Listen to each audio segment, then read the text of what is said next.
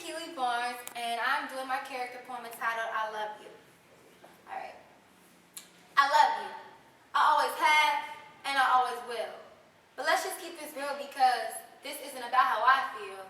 See, love is more than just a four-letter word that you say. It's an action, a verb, meaning it's something that you do. So how much more do I have to do to prove that I love you? Because it seems to be that my love isn't enough. You rather waste your life chasing boys, living in lust.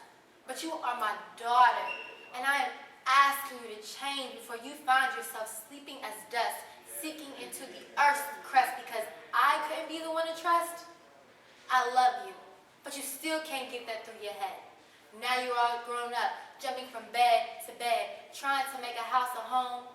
When their families are gone, stuck, singing the same old sad song. You are more than just your outer frame. You are beyond beautiful, even when all you feel is pain. So please, baby girl, don't give up. All is not lost. You still have need to gain.